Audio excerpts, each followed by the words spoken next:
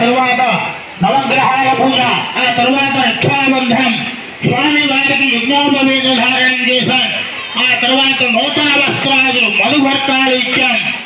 అట్లాగే ఇప్పుడు స్వామి వారికి సుముహూర్తం జరుగుతుందన్నమాట. అంటే అభిజిత్ ముహూర్తములో సరిగ్గా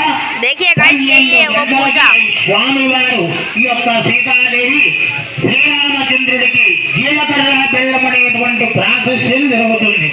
అదే సుముహూర్తం అంటారన్నమాట. అట్టి సుముహూర్తకాలే సూర్యాదీనాం నవానాం గ్రహాణం అత్యంత ఆనుకూల్యత విద్యురస్తూ ఉంటారు.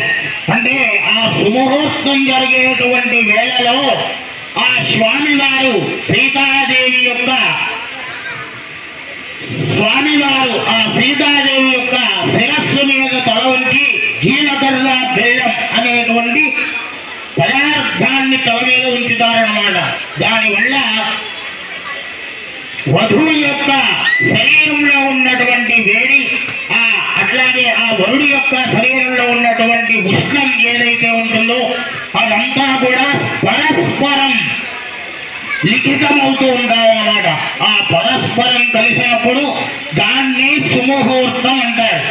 ఆ సుముహూర్తాన్ని భక్తులందరూ కూడా ఎంతో భక్తితో వీక్షించి అమ్మవారి యొక్క స్వామివారి యొక్క అనుగ్రహ కృపాకటాక్షాలు నీ మీద కలగాలని మనస్ఫూర్తిగా ఆ స్వామివారిని వేడుకుంటూ సుముహూర్తకాలే సూర్యాదీనాం గ్రహాణాం అనుకూల్యతా బలసిద్ధిరస్తు.